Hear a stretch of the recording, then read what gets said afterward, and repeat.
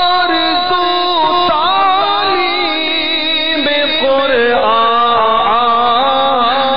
ہو جائے، تلاوت کرنا صبح و شام، تلاوت کرنا صبح و شام، میرا کام ہو جائے۔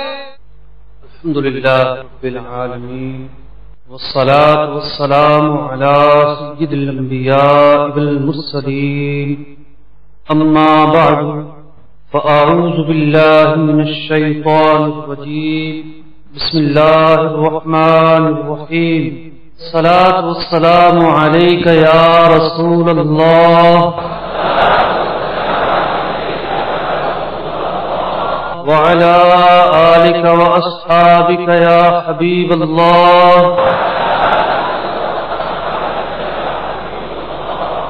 الصلاة والسلام عليك يا نبي الله وعلى آلك وأصحابك يا نور الله۔ محترم اور پیارے اسلامی بھائیو، سرکار دو عالم صلی اللہ علیہ وسلم پر درود و سلام پڑھنے کے بے شمار فضائل و برکات ہیں۔ نبی اکرم علیہ السلام نے ارشاد فرمایا، کل بروز قیامت دہشتوں اور دشوار گزار گھاٹیوں سے جلدی نجات پانے والا وہ شخص ہوگا جو دنیا میں مجھ پر کثرت سے درود پاک پڑھنے والا ہوگا۔ صلو علی الحبیب، اللہم صلی وسلم وبارک علی سیدنا مولانا محمد معدن الجود والکرم وآلہ وصحبہ وبارک وسلم۔ امام ترمذی رحمۃ اللہ تعالی علیہ جامع ترمذی میں یہ حدیث نقل کرتے ہیں، نبی اکرم علیہ السلام نے ارشاد فرمایا، ان اللہ ضرب مثلا صراطا مستقیما علی کنف الصراط داران، کہ اللہ رب العزت نے ایک مثال بیان فرمائی۔ سرکار دو عالم صلی اللہ علیہ وسلم ارشاد فرما رہے ہیں کہ اللہ کی طرف سے کچھ بات سمجھانے کے لیے ایک خاکہ اور ایک تمثیل بیان کی گئی، ایک سیدھا راستہ ہے جو الطول سیدھا جا رہا ہے، اور اس راستے کے دونوں جانب دیواریں ہیں، لہما ابواب مفتحۃ، ان دیواروں پر جگہ جگہ دروازے ہیں، علی الابواب سطور، اور ان دروازوں پر پردے پڑے ہیں، وداع یدعو علی صراط علی رأس الصراط، اور ایک شخص اس سڑک کے کنارے کھڑے ہو کر لوگوں کو بلا رہا ہے کہ آؤ اس جانب آؤ، وداع یدعو فوقہ، اور ایک اور بلانے والا ہے جو بلاتا ہے۔ اور قرآن پاک کی آیت بھی ہے، واللہ یدعو الی دار السلام وَيَهْدِي مَن يَشَاءُ إِلَى صِرَاطٍ مُّسْتَقِيمٍ، کہ اللہ تمہیں سلامتی کی طرف بلاتا ہے اور تمہیں سیدھے راہ کی ہدایت دیتا ہے۔ نبی اکرم علیہ السلام ارشاد فرماتے ہیں، وَالْأَبْوَابَ الَّتِي عَلَى كَنَفِ الصِّرَاطِ حدود اللہ، کہ جو سیدھا راستہ ہے اس کے ارد گرد جو حصار ہے، جو دیواریں ہیں، یہ اللہ کی طرف سے مقرر کردہ حدود ہیں۔ اس سیدھے راستے سے کوئی تجاوز نہ کر جائے، دیواریں لگا کر محصور کیا گیا ہے کہ کوئی بھٹک نہ جائے، کوئی اپنے راستے سے کہیں اور نہ چلا جائے، دیواریں بنائی ہوئی ہیں۔ فرمایا گیا فلا یقع احد فی حدود اللہ، اور اب ان دیواروں کے ساتھ دروازے بھی بنے ہوئے ہیں جہاں سے انٹریاں ہیں، لوگ اندر داخل ہو سکتے ہیں۔ تو اس راستے پر کب کوئی اندر آ سکتا ہے؟ حتی یکشف الستر، دروازوں پر پردے بھی پڑے ہیں، پردہ اٹھائے گا، راستہ نظر آئے گا، پھر وہ اس راستے پر چلے گا۔ فرمایا والذی یدعو من فوقہ واعظ ربہ، اور جو ندا آ رہی تھی، بلانے والا جو بلا رہا تھا، یہ اللہ رب العزت کی طرف سے واعظ ہے کہ جو بلا رہا ہے اس راستے کی طرف۔ یہ ایک تمثیل بیان کی گئی اس حدیث میں، اور یہاں تین باتیں بطور خاص اہمیت رکھتی ہیں۔ پہلی بات تو یہ کہ سیدھا راستہ اسی وقت سیدھا ہوگا جب اس کی حدود سے کوئی تجاوز نہ کرے۔ دوسری بات یہ کہ اس راستے پر آنے کے لیے پردے اٹھانے پڑیں گے، دروازے ہیں، دروازوں میں داخل ہونا پڑے گا، اور علم دین جو ہے وہ انکشاف کا نام ہے۔ علم کسے کہتے ہیں؟ ایک چیز پردوں میں چھپی ہوئی ہے، جہالت کے پردے پڑے ہیں، جب وہ پردے ہٹتے ہیں تو پھر علم کی تجلی جو ہے وہ رونما ہوتی ہے۔ علم انکشاف اور پردہ اٹھانے کا نام ہی علم ہے۔ تو جو شخص اس راستے پر آئے گا، پہلے دروازے میں داخل ہونے کے لیے وہ پردہ اٹھائے گا اور پھر اس راستے پر داخل ہوگا۔ تو صراط مستقیم پر داخل ہونے کے لیے علم، اور پھر اس صراط مستقیم پر چلنے کے لیے تیسری بات یہ اس کی حد بندی ہے، دیواریں ہیں، اس سے تجاوز نہ کرنا ضروری ہے۔ تو میرے محترم اور پیارے اسلامی بھائیوں اور فرض علوم کورس میں شامل یہاں باب المدینہ فیضان مدینہ میں موجود اسلامی بھائیوں اور مدنی چینل پر سننے والے اسلامی بھائیوں، پوری ہی شریعت حدود و قیود کا نام ہے، حد بندی کا نام ہے، ایک حصار ہے، ایک دائرہ ہے، اس دائرے کے اندر رہنا کامیابی ہے، اس دائرے کے اندر رہ کر چلنا صراط مستقیم پر چلنا ہے، اور اگر کوئی اس دائرے سے متجاوز ہو جاتا ہے تو پھر اس کے لیے ہلاکت اور بربادی۔ میں آج جس عنوان پر آپ حضرات کے سامنے گفتگو کروں گا وہ بہت ساری واجب باتوں کے سکھانے میں آپ کے لیے مددگار ہوگا۔ کئی ایسے احکام ہیں جن کا سیکھنا ہم پر لازم اور واجب ہے۔ میرے آج کا عنوان ہے پردہ، حجاب اور متعلقات۔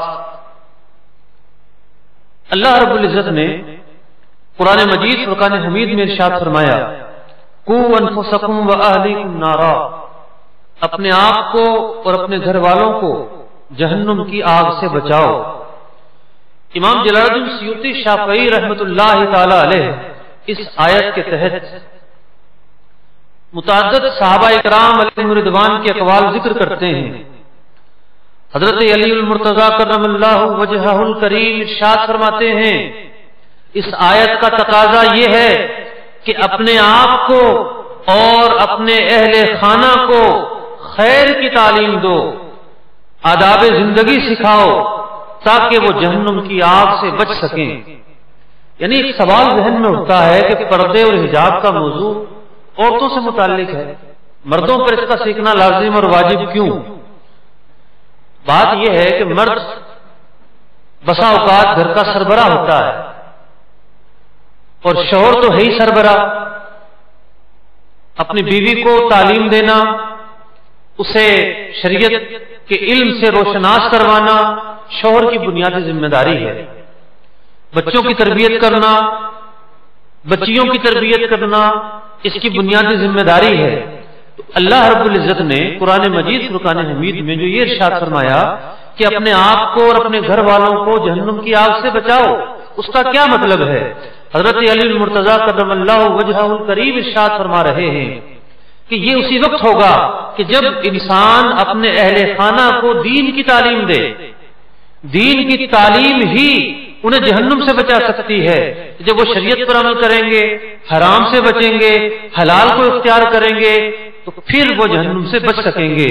تو تعلیم اشد ضروری ہوئی، اور شروع سے آج تک عورتیں دین کا اکثر حصہ مردوں کے ذریعے سیکھتی ہیں. یہ ایک معمول رہا ہے. حضرت ابن عباس رضی اللہ تعالیٰ عنہ اس آیت مبارکہ کی تفسیر میں فرماتے ہیں کہ اس آیت میں اس بات کا بیان ہے اپنے اہل خانہ کو اللہ کی اطاعت سکھائی جائے، معاصی سے ڈرایا جائے، اللہ کا ذکر سکھایا جائے تاکہ وہ جہنم کی آگ سے بچ سکیں. اعلی حضرت امام اہل سنت رضی اللہ تعالی عنہ فتاوی رضویہ شریف میں شوہر پر بیوی کے حقوق بیان کرتے ہوئے ارشاد فرماتے ہیں: نفقہ، سکنا، حسن معاشرت، نیک باتوں، حیا و حجاب کی تعلیم و تاکید اور اس کے خلاف سے منع و تحدید اور ہر جائز بات میں اس کی دلجوئی، یہ شوہر پر حق ہے کہ بیوی سے متعلق پورا کرے. میرے محترم اور پیارے اسلامی بھائیو، پردے کے حوالے سے جو بیان کا سلسلہ ہوگا اس میں یہ بہت ہی وسیع موضوع ہے. بہت ساری باتیں تو ایسی ہیں جو مردوں کے متعلق ہیں، خالص مردوں سے ہی اس کا براہ راست تعلق ہے، اور بہت ساری باتیں ایسی ہیں جن کا براہ راست خواتین سے تعلق ہے، لیکن مردوں سے یہ تعلق ہے کہ مردوں پر اس حوالے سے کئی احکام لازم ہوتے ہیں. پردے کے حوالے سے جو موضوعات ہیں، جو بیان ہے اور جو تفصیل ہے، یہ بہت ہی وسیع موضوع ہے. مثال کے طور پر سب سے پہلے تو ستر کا مسئلہ ہے کہ ایک مرد کا ستر کیا ہے، ایک عورت کا ستر کیا ہے، ایک محرم کا کے لیے ستر کیا ہے، اجنبی کے لیے ستر کیا ہے، شوہر کے لیے ستر کیا ہے. کئی مسائل تو یہی ہیں. اس کے بعد پھر نظر کے مسائل، پھر چھونے کے مسائل، پھر اختلاط کے مسائل، پھر باہر جانے کے مسائل. تو یوں ایک بہت وسیع باب ہے. پھر ایک عصر حاضر میں جو پردے کے حوالے سے گفتگو کی جاتی ہے، ذہنوں میں جو اشکالات پیدا کیے جاتے ہیں، جو سوالات کریٹ کیے جاتے ہیں، ان کے جواب کے حوالے سے بھی بہت ساری باتیں جاننا ضروری ہے. تو ضروری باتیں میں اپنے عنوان کے ساتھ ساتھ عرض کرتا چلوں گا. سب سے پہلا عنوان آج کے اس موضوع کا وہ ہے ستر سے متعلق اہم باتیں. لکھتے چلے جائیے.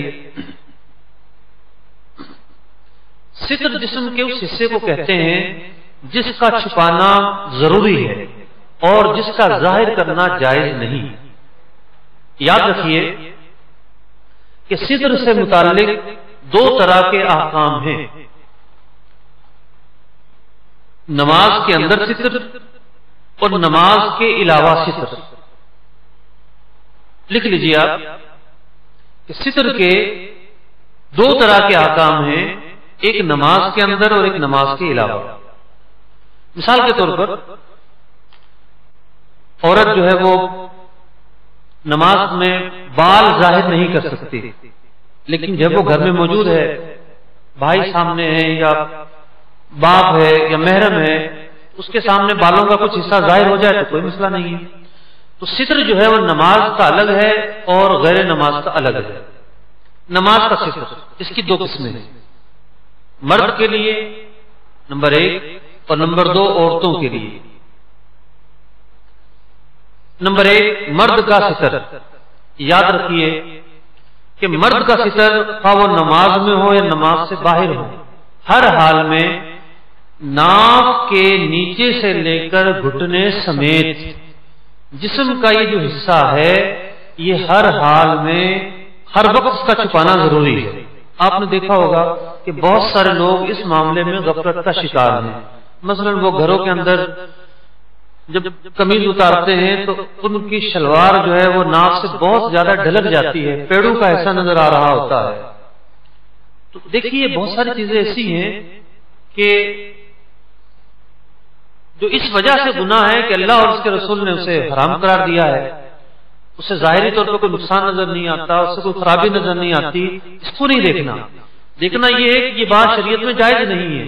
جب شریعت نے ایک حد بدنی بیان کر دی کہ ناف کے نیچے سے لے کر گھٹنے سمیت مرد کا جو جسم کا حصہ ہے وہ ستر ہے اور وہ ہر حال میں ڈھکا رہے گا، چھپا رہے گا، اسے ظاہر نہیں کیا جا سکتا، تو اب لازم ہے کہ بندہ گھر میں ہو، گھر سے باہر ہو، کسی بھی جگہ ہو، وہ نہا رہا ہو، سمندر میں نہا رہا ہو، مطلب جب نہانے سے مراد یہ ہے جب لوگوں کے سامنے ہو تو اس کے لیے جسم کا یہ حصہ چھپانا ضروری ہے. اسی طریقے سے بعض لوگ شام کے وقت چڈے پہن کر باہر آ جاتے ہیں اور ان کے جو گھٹنے ہیں وہ نظر آ رہے ہوتے ہیں. ایسے لوگ خود بھی گناہ گار ہوتے ہیں اور جو ان کے جسم کے ان حصوں کی طرف نظر کرتا ہے اس کے لیے بھی شرعاً اس بات کی اجازت نہیں کہ وہ ان کھلے ہوئے اعضائے ستر کی طرف نظر کرے. تو یہ ایک قابل توجہ مسئلہ ہے. اب عورت کا ستر نماز کے متعلق پہلے میں اس بات کا جواب دوں. آپ یہ سوچ رہے ہوں گے کہ نماز میں ستر یہ بیان کیا گیا کہ ناف کے نیچے سے لے کر گھٹنے سمیت مرد کے جسم کا یہ حصہ ستر پر مشتمل ہے، تو کیا مرد صرف یہی حصہ چھپا کر نماز پڑھے تو نماز ہو جائے گی؟ ہم تو یہ کہتے ہیں کہ جناب پورا لباس پہنا ہو اور اس طرح لباس پہنا ہو اور اس طرح لباس پہنا ہو، بہت ساری شرائط آ جاتی ہیں. دیکھیے ستر کا چھپانا نماز میں فرض ہے. اگر کسی نے جسم کا اتنا حصہ چھپا کر نماز پڑھ لی تو اس کا فرض ادا ہو جائے گا. لیکن اگر کوئی بنیان پہن کر نماز پڑھتا ہے یا بنیان بھی اتار کر نماز پڑھتا ہے تو کیونکہ وہ خلاف عادت ہے، جس طرح عرفاً لوگوں کے سامنے جس لباس میں جایا جاتا ہے نماز میں بھی ایسا ہی لباس پہننا ضروری ہے. ایسا لباس نماز میں پہننا مکروہ ہے کہ جسے لوگوں کے سامنے جا کر مطلب بندہ اس لباس میں لوگوں کے سامنے نہ جاتا ہو. تو جو دیگر لباس ہے، جو قمیض ہے اور دیگر جو چیزیں ہیں وہ کرائیت ہونے یا نہ ہونے کے اعتبار سے گفتگو کی جاتی ہے. فرض ادا ہونے کے لیے مرد کا جو حصہ بیان کیا گیا وہ حصہ چھپا ہونا ضروری ہے.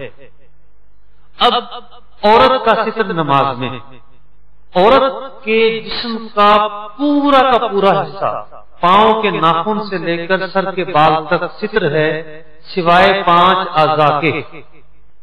5 اعضاء کون سے ہیں نماز میں وہ ظاہر کر سکتی ہے؟ نمبر 1 چہرے کی ٹکلی، کان شامل نہیں، یہ جو تھوڑی ہے نیچے گردن کے متصل جو حصہ ہے یہ شامل نہیں ہے.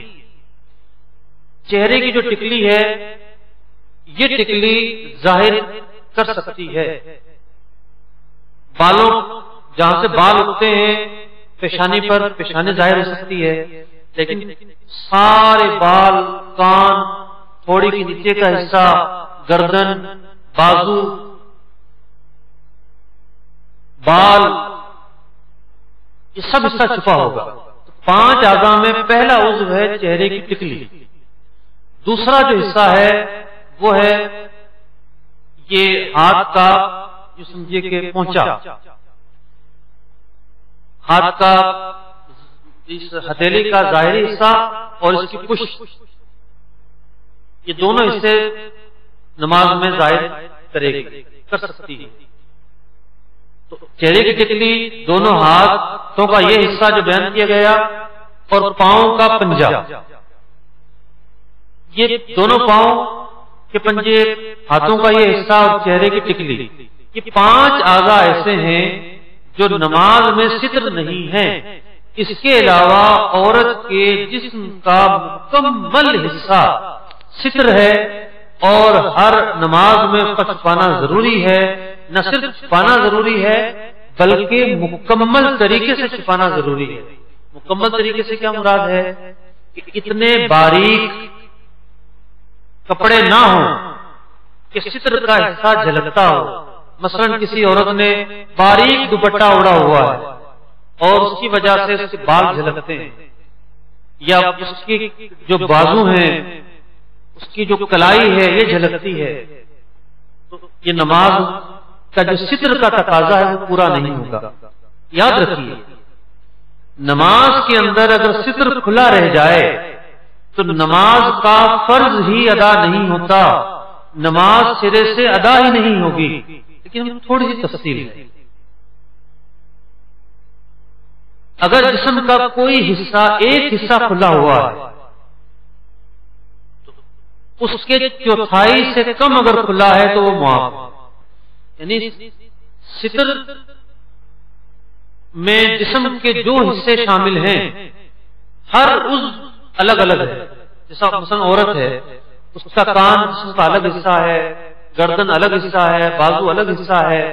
اگر کوئی ایک حصہ کھلا ہوا ہے تو دیکھا یہ جائے گا نماز میں جو کھلا رہ گیا وہ حصہ چوتھائی سے کم اگر ہے تو ٹھیک ہے، چوتھائی کے برابر ہے یا زیادہ ہے تو نماز نہیں ہوگی۔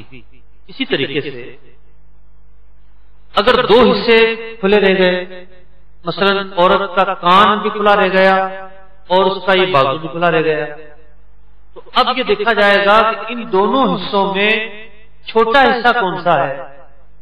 بتائیے جناب، کان چھوٹا ہے کہ بازو چھوٹا ہے؟ کان چھوٹا ہے۔ اب جو چھوٹا حصہ ہے ان دونوں حصوں کی پیمائش ہوگی۔ مثال کے طور پر 4 انچ کان کھلا رہ گیا اور 3 انچ بازو کھلا رہ گیا، 4 اور 3 انچ ملائیں تو 7 انچ بنتے ہیں، اور کان کی بازو اور کان میں جو چھوٹا حصہ ہے وہ کان ہے، کان کی جو چوتھائی ہے مثال کے طور پر یہ 5 انچ بنتی ہو، کھلا کتنا رہ گیا تھا جناب؟ 7 انچ۔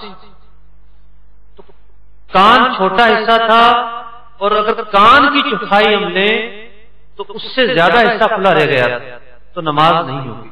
دوبارہ کر دیتا ہوں، 2 حصے کھلے رہ گئے، اس میں جو چھوٹا عضو ہے اس کی چوتھائی کا اعتبار ہے، دونوں کو ملا کر چھوٹے عضو کی چوتھائی سے کم حصہ کھلا ہے تو نماز ہو گئی، ورنہ نماز نہیں ہوگی۔ تو آپ حضرات پر لازم ہیں، جو گھر کے بڑے ہیں، جو شوہر ہیں، جو باپ ہیں، یا وہ جو سمجھا سکتے ہیں کہ خواتین کو نماز کے حوالے سے جو ستر ہیں اس کے چھپانے کی تعلیم دیں۔ خواتین اپنے جسم کا حصہ چھپا تو لیتی ہیں، لیکن جہاں باریک دوپٹے ہوتے ہیں، بال جھلک رہے ہوتے ہیں، بازو جھلک رہے ہوتے ہیں، وہاں بڑی مطلب کہ عجیب صورتحال ہو جاتی ہے۔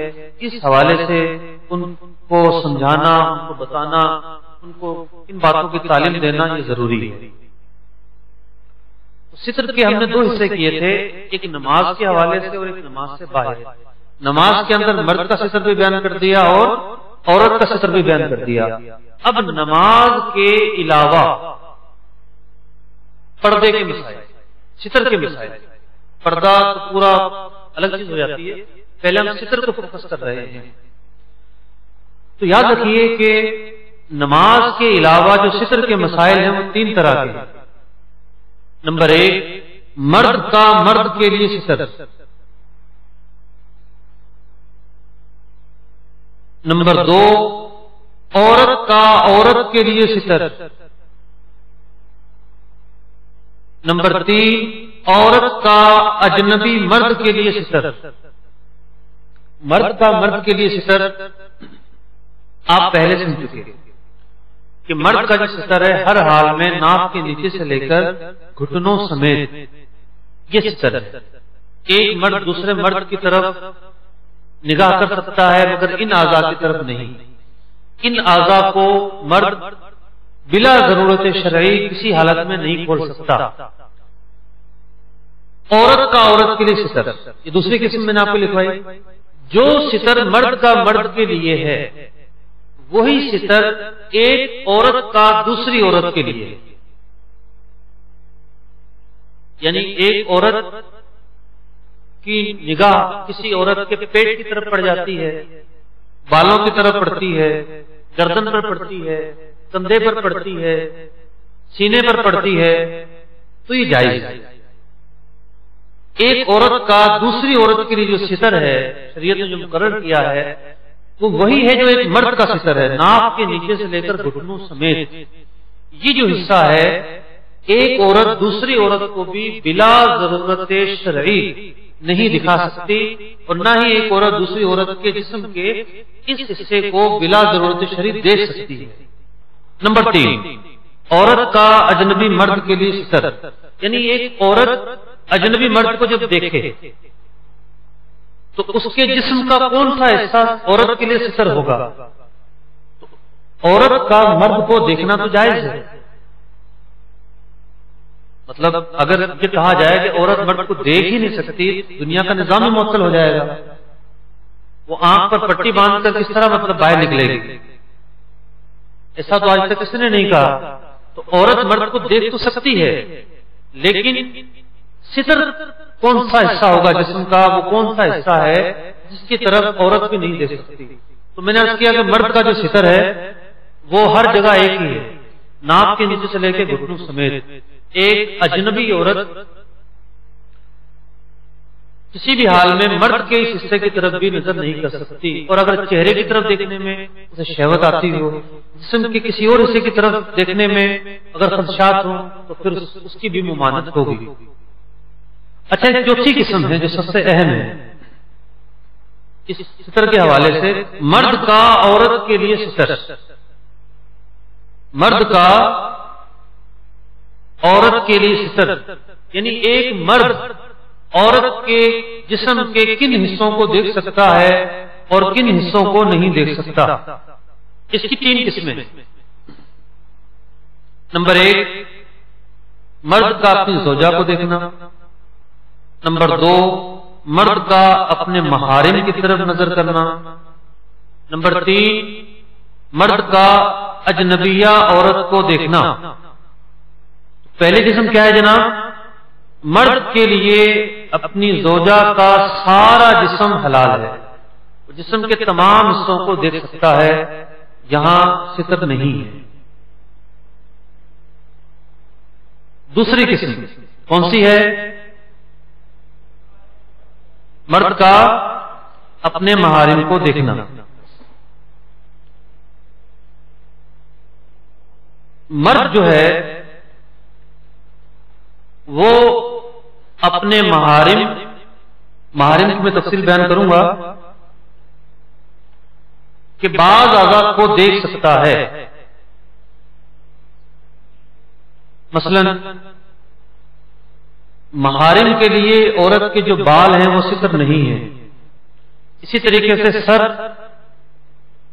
پنڈلی، بازو، کلائی، قدم، محارم سے مراد ماں ہے، بہن ہے، بیٹیاں ہیں.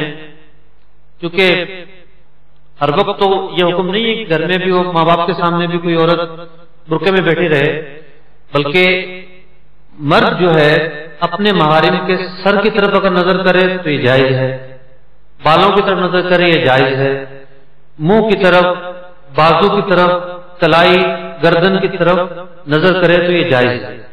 البتہ پیٹ اور پیٹھ کی طرف نظر کرنا جائز نہیں ہے. یہ ہے ایک مرد کا محارم عورتوں کے لیے جو ستر ہے، یعنی محارم عورتیں کون سا حصہ اپنے محارم کے سامنے کھول سکتی ہیں اور کون سا نہیں، یہ اس بات کی تفصیل. تو اگر گھر میں مثال کے طور پر کوئی محرم عورت جو ہے وہ سر پہ دوپٹہ نہیں ہے اس کے، ٹھیک ہے، اس کے سامنے باپ بیٹھا ہے یا بیٹی یا بھائی بیٹھا ہے، کیونکہ یہ حصہ محرم کے لیے ستر نہیں ہے تو کھولا جا سکتا ہے. تو اس چوتھی قسم کی دوسری قسم تھی محارم کے لیے ستر. اب تیسری قسم، مرد کا آزاد اجنبیہ عورت کو دیکھنا. یعنی جو اجنبی عورت ہے، آپ نے تھوڑی دیر پہلے نماز میں عورت کا جو ستر ہوتا ہے اس کی تفصیل سنی تھی. تو ایک عام آدمی، ایک اجنبی آدمی جو محرم نہیں ہے، اس کے لیے عورت کے جسم کا پورا حصہ ستر ہے. جو حصہ عورت کا نماز میں چھپانا ضروری ہے وہ حصہ تمام غیر مردوں سے چھپانا ضروری اور واجب ہے. نہ وہ بال ظاہر کر سکتی ہے، نہ کلائیاں ظاہر کر سکتی ہے، نہ پنڈلی ظاہر کر سکتی ہے، نہ کان ظاہر کر سکتی ہے، نہ گردن ظاہر کر سکتی ہے، نہ کوئی مرد اجنبی عورت کے ان حصوں کی طرف دیکھ سکتا ہے.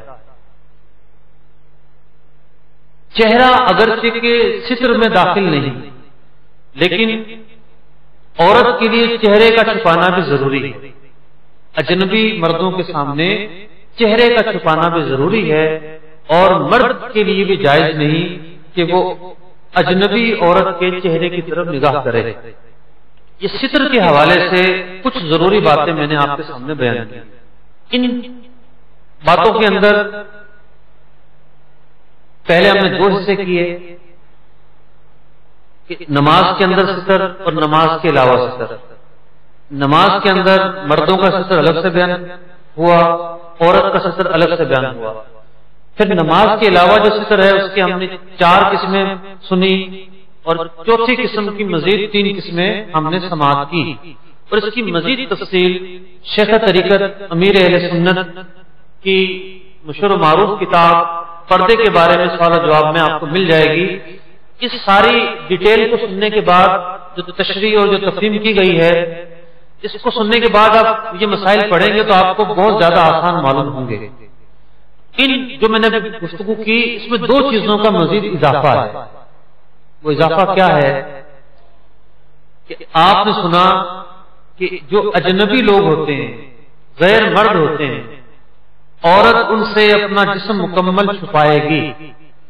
جو نماز میں اس کے لیے چھپانا ضروری ہے، جو ستر ہے، اور بلکہ نماز کے علاوہ بھی چہرہ بھی چھپائے گی، کلائیاں کے بھی چھپانے کا حکم ہے، انگلیوں اور جو ہاتھ ہیں، جو پاؤں کے پنجے ہیں، ان کے چھپانے کا بھی حکم ہے.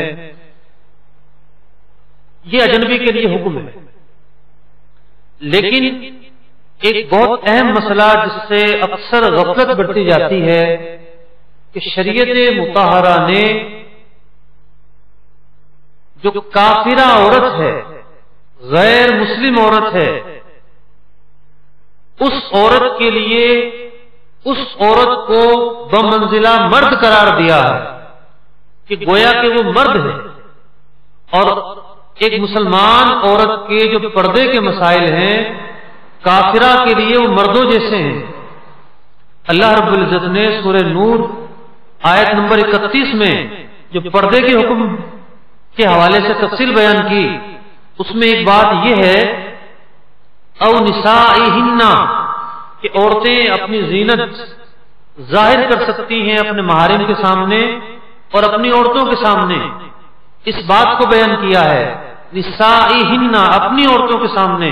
مراد یہ ہے کہ کافرہ کے سامنے ظاہر نہیں کر سکتی. تو جو ستر عورت کا نماز میں ہے کافرہ کے لیے بھی وہی ستر ہوگا. جب وہ کافرہ کے سامنے جائے گی، کسی غیر مسلم کے سامنے جائے گی، تو جس طرح وہ نماز میں ستر ہے وہی ستر ہوگا. لیکن چونکہ مرد کی وجہ سے اسے چہرہ بھی چھپانے کا حکم تھا، اور یہ انگلیاں وغیرہ چھپانے کا بھی حکم تھا، پاؤں کے پنجے چھپانے کا بھی حکم تھا. لیکن اب چونکہ وہ عورت ہے تو اس کے سامنے چہرہ تو کھل سکتی ہے، دستانے پہننا بھی ضروری نہیں ہے، لیکن جو جسم کا باقی حصہ ہے سارا کا سارا وہ اسی طرح چھپا ہونا ضروری ہے جس طرح اجنبی مرد سے چھپا ہوتا ہے. حضرت سیدنا ابن عباس رضی اللہ تعالیٰ عنہ فرماتے ہیں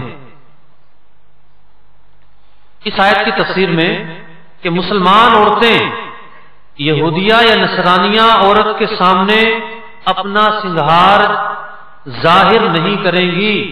حضرت عمر فاروق رضی اللہ تعالیٰ عنہ نے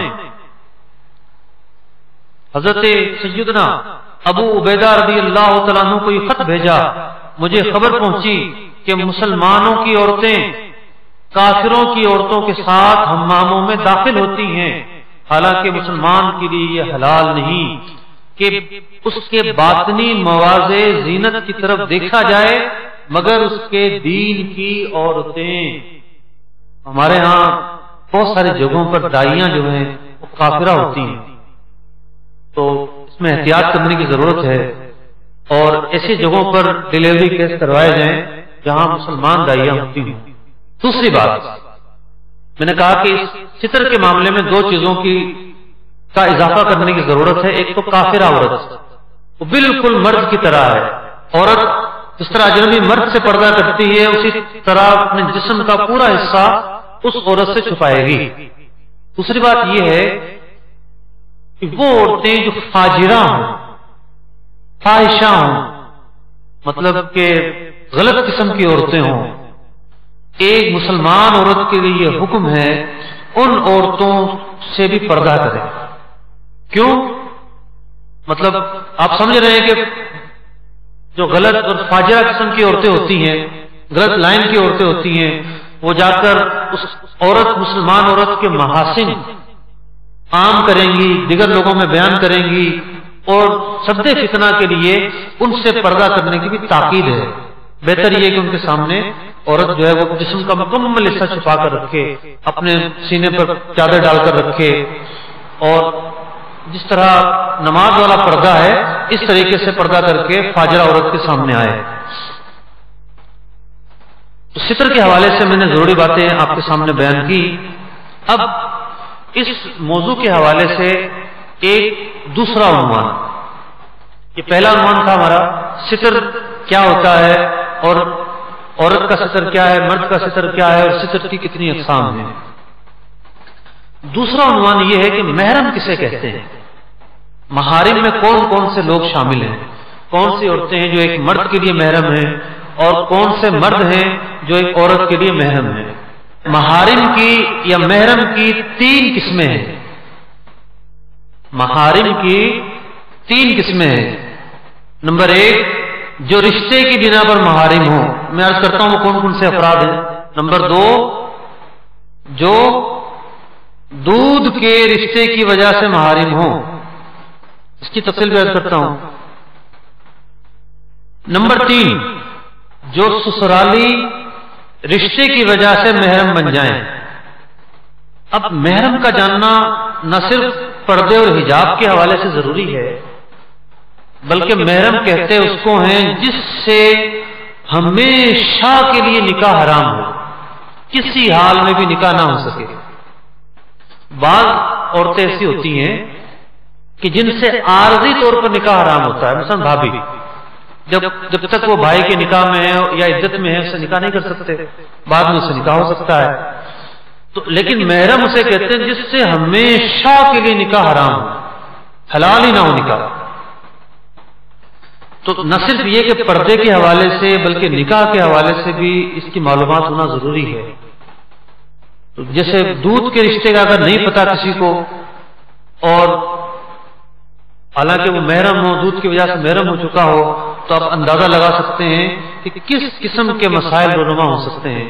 ابھی 2 دن پہلے ہی دارالفتہ میں ایک صاحب مسئلہ پوچھنے آئے، باول مدینہ کے ایک نواحی علاقے سے آئے تھے، ایک کنفیوژن لے کر آئے کہ جناب ان کے علاقے میں تھوڑا سا مسئلہ چل رہا ہے کہ ایک عورت بیوہ ہو گئی، لاوارث ہے، اس کا کوئی وارث نہیں ہے، تو کیا وہ اپنے سسر سے نکاح کر سکتی ہے؟ یہ میں کسی گاؤں دیہات کا مسئلہ نہیں کر رہا، یا صدیوں اور سالوں پہلے کا واقعہ نہیں کر رہا، یہ 2 دن پہلے کی بات ہے۔ دارالاسلام میں صاحب بڑے پریشان ہو کر اور مسئلہ لے کر آئے، بڑی دور سے آئے، اور یہ پوچھنے آئے کہ آپ اگر اجازت دیں گے تو یہ نکاح ہوگا ورنہ نہیں ہو سکتا۔ ہم نے کہا یہ نکاح کیسے ہو سکتا ہے؟ سسر تو محرم ہے، اس سے کسی حال میں نکاح نہیں ہو سکتا۔ تو یہ وہ باتیں ہیں جن کا جاننا اشد ضروری ہے۔ تو جو تیسری قسم ہے وہ ذرا آسان ہے، تو میں پہلے تیسری قسم کی تفصیل آپ کے سامنے بیان کروں گا۔ دیکھیے، وہ مطلب جب بندہ کسی سے رشتہ داری کرتا ہے جہاں اس کی شادی ہوتی ہے، تو شادی سے پہلے بسا اوقات کوئی رشتہ نہیں ہوتا۔ مثال کے طور پہ ایک لڑکی سے اس نے مطلب کہ رشتہ کیا، نہ وہ خالہ کی بیٹی ہے، نہ کوئی اور رشتہ داری ہے، بالکل غیر دور کے رشتہ دار ہیں، تو لیکن نکاح کرتے ہی شادی کے بعد بلکہ رخصتی کے بعد اس کے جو احکام ہیں محارم کے حوالے سے وہ کیا سامنے آتے ہیں کہ جو ساس ہے وہ مرد کے لیے محرم بن جاتی ہے، ساس مرد کے لیے محرم بن جاتی ہے. اسے نکاح کیا، ایک عورت اس کی زوجیت میں آ گئی، رخصتی بھی ہو گئی، تو ساس اس کی محرم بن گئی ہمیشہ کے لیے. اب یہ جو ساس ہے اس کی محرم ہے، کبھی کسی حال میں نکاح نہیں ہو سکتا. اب وہ جو بہو گھر میں بیاہ کر آئی، جو شوہر کا باپ ہے سسر، وہ ہمیشہ کے لیے اس عورت کا محرم بن گیا، ہمیشہ کے لیے. اور یاد رکھیے جس طرح یہ جو محرم ہونے کا رشتہ ہے، شادی کے بعد جو یہ محرم میں دو افراد کا اضافہ ہو جاتا ہے، مرد کے لیے ساس محرم بن گئی شادی سے پہلے اگرچہ کہ نہ ہو، اور عورت کے لیے سسر محرم بن گیا. تو یہ جو رشتہ ہے محرم بننے کا، نہ صرف نکاح اور شادی سے یہ رشتہ قائم ہوتا ہے، بلکہ معاذ اللہ ثم معاذ اللہ اگر کوئی شخص کسی عورت سے زنا کر لے تب بھی یہ دو طرف کے افراد حرام ہو جائیں گے. کسی مرد نے اللہ نہ کرے کسی عورت سے بدکاری کی، اس عورت کی جو ماں ہے وہ ہمیشہ کے لیے اس پر حرام ہو گئی، اور اس عورت کے لیے اس شخص کا جو باپ ہے وہ ہمیشہ کے لیے حرام ہو گیا. اسی طریقے سے ایک کتابوں میں باب ہے حرمت مصاہرت. حرمت مصاہرت شادی شدہ افراد کے لیے اس کا پڑھنا بھی بے حد ضروری ہے. یعنی میرا یہ موضوع تو نہیں ہے، میں اس کی ڈیٹیل میں تو نہیں جاؤں گا، لیکن ایک مسئلہ بتائے بغیر چلا جانا یہ بہتر نہیں ہوگا کہ یہ تو وہ گفتگو تھی نا کہ جو افراد اجنبی تھے ان سے کوئی تعلق ہی نہیں تھا، جیسے بھی ماں ہے ایک تعلق ہے، دودھ پلایا ہے، بہن ہے، بیٹی ہے، رشتے داری ہے، لیکن وہ افراد جو بالکل غیر تھے نکاح کے بعد محرم بن گئے، ساس اور سسر، مطلب بیوی کے لیے سسر اور شوہر کے لیے ساس. لیکن ایک چیز ایسی بھی ہے کہ جو اگر پائی جائے تو وہ حلال کو حرام کر دیتی ہے، حلال کو حرام کر دیتی ہے. مثال کے طور پر شوہر اٹھا اور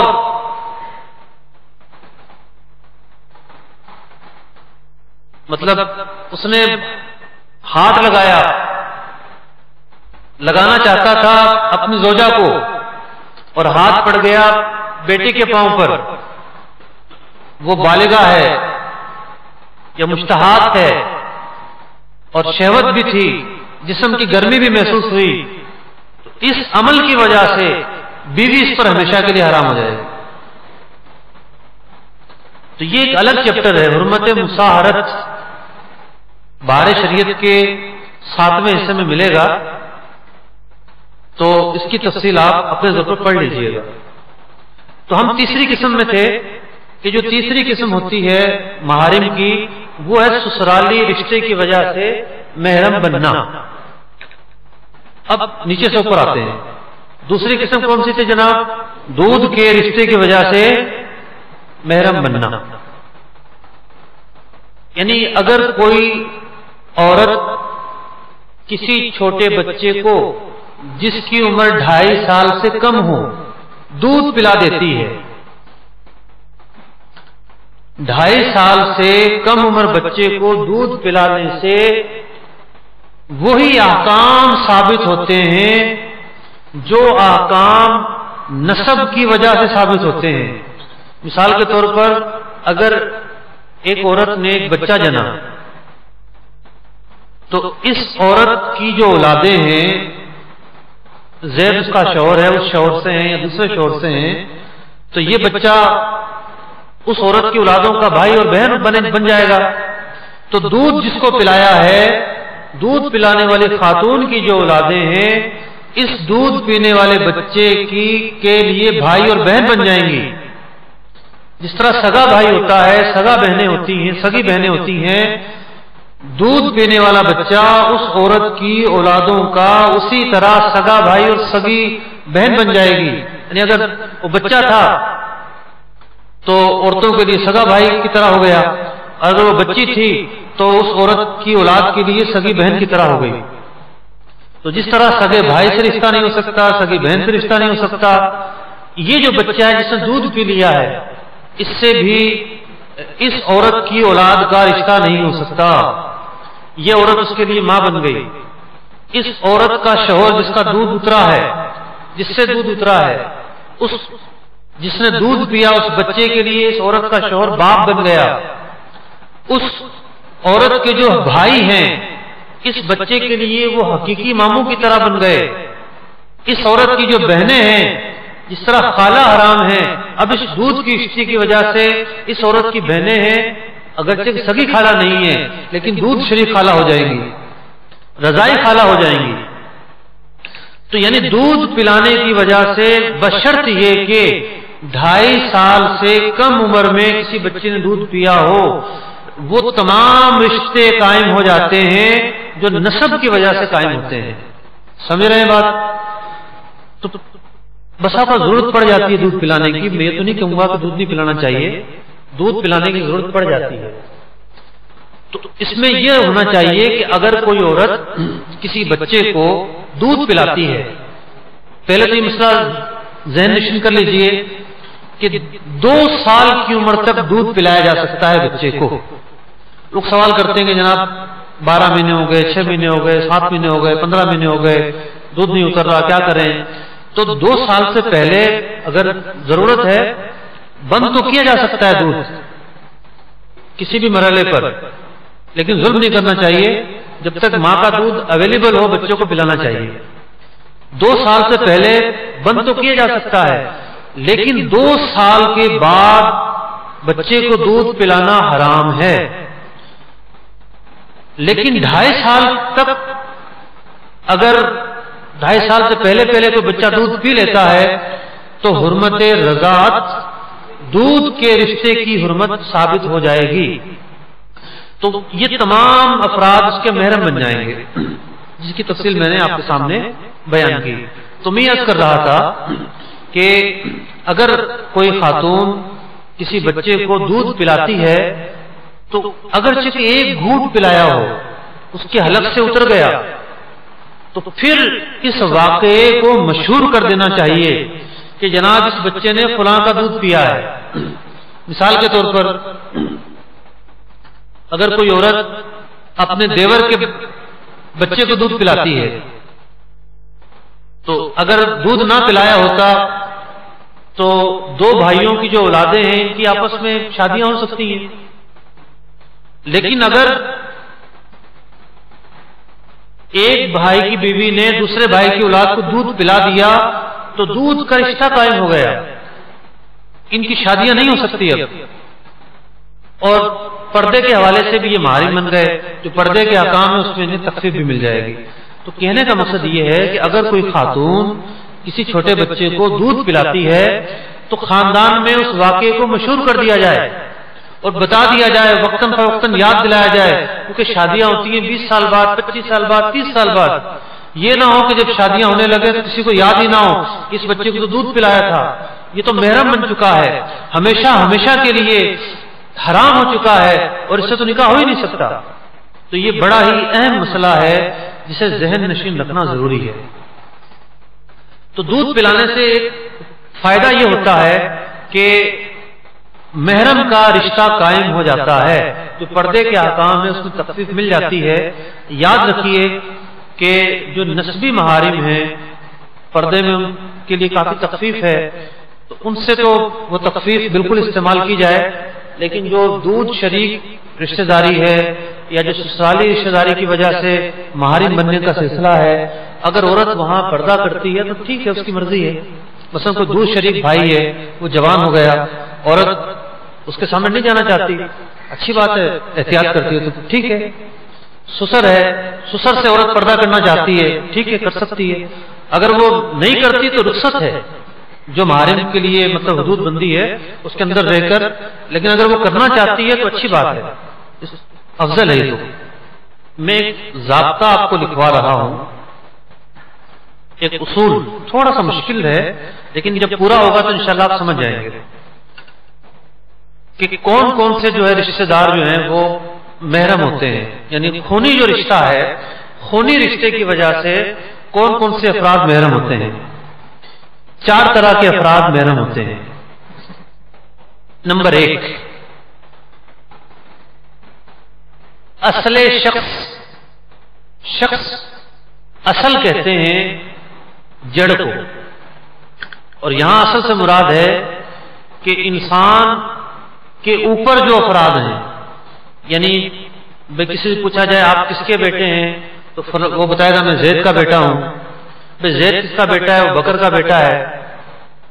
آپ انسان کی جو اصل ہے وہ 2 افراد ہوتے ہیں، ماں اور باپ. ماں اور باپ یہ ہر انسان کی اصل ہے. تو یوں اوپر تک جتنے بھی افراد ہوں یہ سارے کیا ہیں؟ یعنی انسان جن کا تخم ہے یہ وہ افراد ہیں، یہ سارے محارم ہیں. باپ، ماں، دادا، دادی، پردادا، پردادی، اوپر تک. ماں کی طرف سے نانا، نانی، پڑنانا، پڑنانی، ان کے بھی والدین زندہ ہوں. یہ سارے رشتے دار پہلی کیٹیگری میں. اس کیٹیگری کا نام کیا ہے؟ اصل شخص. یہ افراد ہیں، یہ محارم ہیں. اب دوسری قسم لکھیے، جزء باپ. جزء باپ، جز کہتے ہیں پارٹ کو، پارٹ، حصہ. جزء باپ یعنی باپ کی اولادیں. باپ کی اولادوں میں کون شامل ہوتے ہیں؟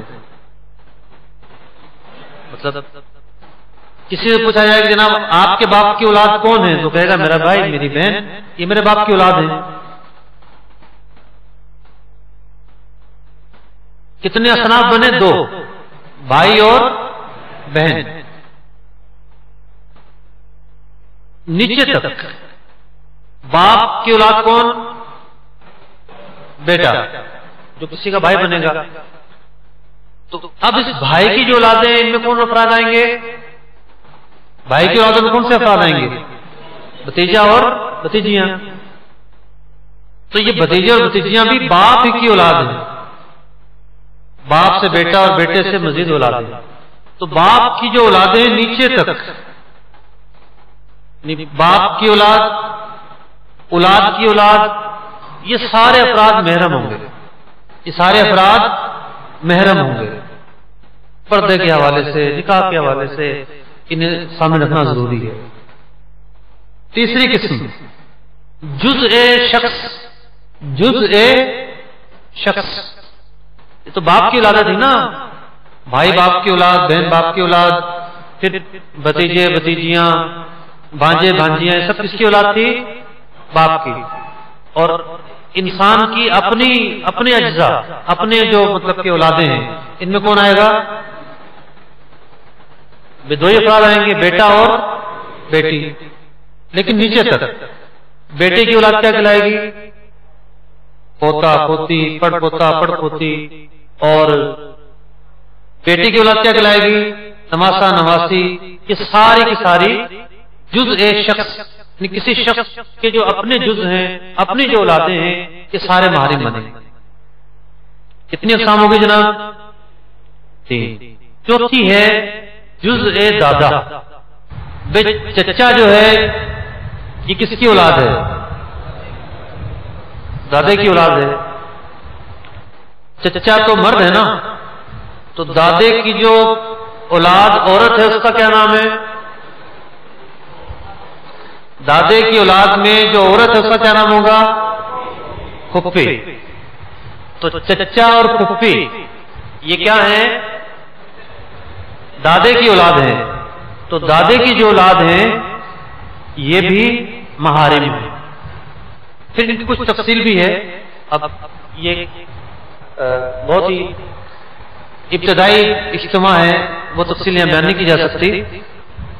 تو یہ جو افراد ہیں یہ محارم ہیں. تو مزید تفصیل جو ہے بہار شریعت کے 7ویں حصے میں آپ حضرات کو مل جائیں گے. اب میں آتا ہوں تیسرے عنوان کی طرف، پردے اور حجاب کے حوالے سے تیسرا عنوان. اب تک ہم نے کتنے عنوان پر گفتگو کی ہے؟ پہلا عنوان کون سا تھا؟ ستر. دوسرا محارم. تیسرا اہم عنوان ہے جس کا براہ راست تعلق مردوں سے ہے، وہ ہے قرآن و حدیث نے ہمیں بہت سارے احکامات دیے ہیں اور بہت ساری باتوں سے منع کیا ہے.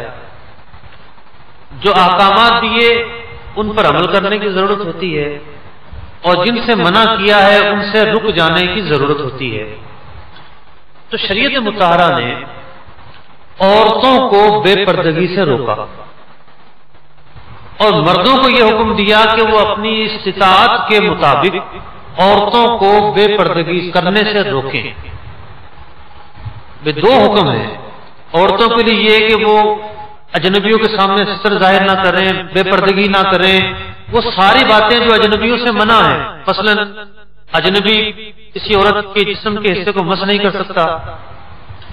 عورت جو ہے وہ اپنا جو سر ہے، یاد رکھیے عورت کی آواز بھی عورت ہے. اس سے مراد ہے عورت کا جو نغمہ ہے، مطلب ضرورت کے وقت عورت گفتگو تو کر سکتی ہے. آواز سے مراد گفتگو نہیں ہے، آواز سے مراد ہے سر، ترنم. عورت کے لیے یہ حلال نہیں ہے کہ وہ اپنا ترنم مردوں میں بیان کرے، یعنی وہ کوئی نعت پڑھے، کوئی نغمہ پڑھے، کوئی مطلب کہ ترنم میں کوئی چیز پڑھے. یہ اس کو کسی عورت کو اجازت نہیں ہے. اسی لیے عورت اذان نہیں دے سکتی، شریعت نے اس کے لیے اذان نہیں رکھی. حج کے موقع پر تلبیہ کہنے کا حکم ہے، عورت کا حکم ہے کہ وہ آہستہ آواز میں دے. تو عورت کو تمام ایکٹیویٹیز جو ہیں وہ آہستہ ہی کرنی ہیں، بلکہ جو جائز معاملات ہیں وہ بیان کرنا عورت بیان کر سکتی ہے، لیکن اس کو بھی جو ہے وہ اس طرح کیا جائے کہ مردوں میں اس کی آواز نہ جائے. لیکن اگر اس کے سر کی آواز مردوں میں جاتی ہے تو وہ گناہگار ہوگی، سننے والے بھی گناہگار ہوں گے. نغمۃ العورت عورت، عورت کا جو سر ہے، ترنم ہے، وہ بھی چھپانے کی چیز ہے. اس کا سننا اجنبیوں کے لیے جائز نہیں، اور عورت کا اس طرح پڑھنا کہ اجنبی سنے جائز نہیں. تو کہنے کا مقصد یہ ہے کہ ایک عورت کے لیے پردے کے حوالے سے بہت سارے احکام ہیں. مثلا وہ اپنے جسم کو چھپائے گی، وہ غیر مردوں سے فری نہیں ہوگی، وہ اس کے جسم کا کوئی حصہ مس نہیں کر سکتا، اس کا سر جو ہے وہ ظاہر نہیں ہو سکتا، پھر وہ محل فتنہ میں نہیں جائے گی. بھئی مثال کے طور پر برقع بھی ہے، پردہ بھی ہے، سب کچھ ہے، لیکن وہ ایسی جگہ جاتی ہے جہاں سناٹا ہے، خطرات ہیں، فتنہ ہے. تو اب شریعت اس کو جانے کی اجازت نہیں دیتی. اس صنف پہ نازک ہے، ہر طرح سے مطلب کہ حفاظت، احتیاطیں، وہ ساری چیز ضروری ہیں. تو ایک عورت پر، ایک اسلامی بہن پر جو احکام شریعت نے لازم کیے ہیں پردے و حجاب کے حوالے سے، اس پر عمل کرنا عورت کی ذمہ داری، اور اس پر عمل کروانا یہ مرد کی ذمہ داری ہے. اگر کوئی مرد اس پر عمل نہیں کرواتا، وہ اس سے غافل ہے، اسے اس کی پرواہ نہیں، وہ کبھی سوچتا ہی نہیں ان باتوں کو اور بے فکرہ ہے ان باتوں سے، تو یاد رکھیے ایسے شخص کو دیوس کہتے ہیں. دیوس وہ شخص ہے جسے جنت میں جانے سے روک دیا جائے گا. نبی اکرم صلی اللہ تعالی علیہ وسلم نے ارشاد فرمایا 3 شخص کبھی جنت میں داخل نہ ہوں گے. نمبر 1 دیوس، نمبر 2 مردانی وضع بنانے والی عورتیں، یعنی مردوں کی مشابہت کرتی ہیں، مردوں کا انداز اختیار کرتی ہیں، اور نمبر 3 شراب نوشی کا عادی. تو مردوں پر ایک حکم یہ، اب تمام حضرات جمع ہیں، جو باپ ہے وہ اپنے پورے گھرانے کا مسئول ہے، ذمہ دار ہے، نگہبان ہے. اگر اس کی بیوی بے پردگی کرتی ہے اور یہ منع نہیں کرتا، بسا اوقات قدرت نہیں ہوتی، گھر میں چلتی نہیں ہے. میں نے دیکھے ایسے شوہر بیچارے دعا کے لیے آ جاتے ہیں، کسی اور موقع پر آ جاتے ہیں کہ جنہیں گھروں سے نکال دیا جاتا ہے، تو بسا اوقات یہ حکم اس صورت میں ہے کہ اس کی چل سکتی ہے، وہ سمجھا سکتا ہے، وہ روک سکتا ہے، لیکن نہیں روکتا. یا بڑا بھائی ہے، وہ سمجھا سکتا ہے، روک سکتا ہے، نہیں روکتا. یا شوہر ہے یا باپ ہے، یہ وہ تمام افراد عورتوں کے حوالے سے جو پردے کے احکام ہیں، جو ستر کے احکام ہیں، جو حجاب کے احکام ہیں، ان پر عمل کروانے پر قادر ہیں. سمجھا کر شروع میں نے آیت مبارکہ پڑھی، قوا انفسکم واہلکم نارا، اپنے آپ کو اپنے گھر والوں کو جہنم کی آگ سے بچاؤ. اس کی تفسیر بیان کی گئی کہ تعلیم کے ذریعے آگ سے بچایا جائے گا، انہیں دین کی معلومات دے کر آگ سے بچایا جائے گا، تفہیم کر کے سمجھا کر آگ سے بچایا جائے گا. اور اگر کوئی مرد اس طرح نہیں کرتا، قادر ہونے کے باوجود وہ اس پر عمل نہیں کرتا، تو وہ شخص دیوس ہے، اللہ کی بارگاہ میں مجرم ہے، اس کے رسول کی بارگاہ میں مجرم ہے. اور اگر بغیر توبہ کیے دنیا سے چلا گیا تو عین ممکن ہے کہ جنت میں جانے سے اسے روک دیا جائے. تو یہ وہ غفلت ہے، یہ وہ موضوع ہے کہ ہمارے معاشرے کا ایک بہت بڑا حصہ غفلت پذیر ہے. بہت سارے معاملات ایسے ہیں جہاں انسان کو صرف اپنے آپ کو نہیں دیکھنا ہوتا، اس پر دوسروں کی بھی ذمہ داریاں عائد ہوتی ہیں. جو حضرات اس حوالے سے غفلت کا شکار ہیں، توجہ نہیں ہے، اس حوالے سے انہیں احساس نہیں ہے، انہیں احساس کرنے کی ضرورت ہے. انہیں افہام و تفہیم کے ساتھ ایسی تراکیب کرنی چاہیے. مثلا پردے کے حوالے سے جو کتاب ہے میرے سنت کی، وہ اپنے گھر میں دی جائے. اس حوالے سے جو بیانات ہیں، نگران شورا کا بھی بیان آیا بچیوں کی تربیت کے حوالے سے، وہ بیانات دیے جائیں. امیر اہل سنت کے بیانات اور مذاکرے ہیں، وہ گھر میں چلائے جائیں. تو کوششیں جاری کی جائیں. ایک انسان ہے وہ کوششیں نہیں کرتا، بس بے پرواہ ہے، اسے کچھ پرواہ ہی نہیں ہے، تو اسے مطلب جاگ جانا چاہیے. یہ نہ ہو اللہ عز و جل کی بارگاہ میں اس کی گرفت ہو جائے. آج کا چوتھا عنوان میرے محترم اور پیارے اسلامی بھائیو، پردے کے حوالے سے بڑی ہی عجیب صورتحال ہے. پردہ، حجاب اسلامی تشخص ہے، دین اسلام کی دی ہوئی تعلیمات میں سے ایک تعلیم ہے. قرآن مجید فرقان حمید نے متعدد آیات کے اندر پردے اور حجاب کے مختلف مراتب بیان کیے ہیں، مختلف درجے بیان کیے ہیں. کہیں یہ بیان کیا کہ عورتوں کو چاہیے اپنے سینوں پر چادر لیے رہیں، تب دوپٹہ تو وہ اوڑھے ہوگی، لباس تو اس نے پورا پہنا ہوگا، لیکن پھر بھی اسے تاکید کی گئی کہ اپنے سینے پر چادر بھی لے لے، تاکہ جو جسمانی اعضاء ہیں وہ مکمل طور سے چھپ سکیں. اللہ رب العزت نے قرآن مجید فرقان حمید میں ارشاد فرمایا، وَلَا يُبْدِينَ زِينَتَهُنَّ إِلَّا مَا ظَهَرَ، کہ عورتیں اپنے جسم کا حصہ ظاہر نہیں کر سکتی سوائے اس کے جو زینت کی جگہ ہے، سوائے اس کے میں دو تفسیریں ہیں.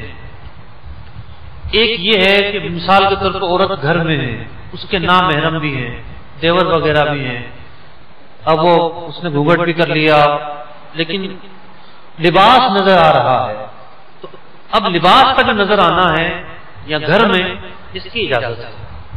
الا ما ظاہر منہا، اگر وہ اعضائے ستر اس نے چھپا لیے، چہرہ بھی چھپا لیا چلیں، لیکن لباس نظر آتا ہے تو اس کی اجازت ہے.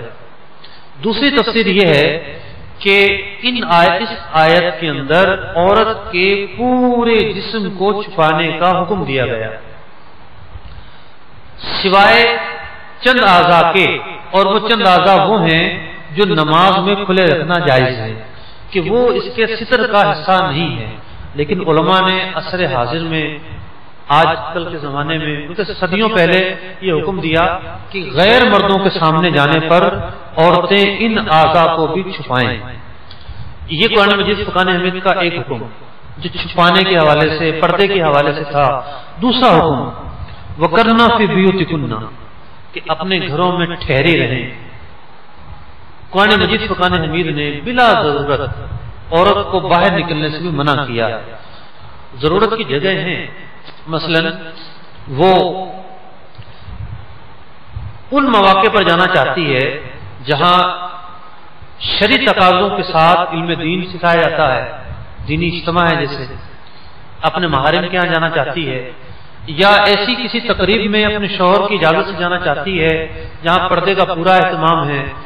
یوں سمجھیے کہ صرف پردہ اور برقع ہی نہیں، دین اسلام نے اس کے باہر نکلنے پر بھی رکاوٹیں قائم کی ہیں کہ وہ بڑی احتیاط سے باہر نکلے، سوچ سمجھ کر نکلے کہ اس کو نکلنا چاہیے یا نکلنا نہیں چاہیے، ضرورت ہے یا نہیں، جہاں وہ جائے گی وہاں بے پردگی تو نہیں ہوگی۔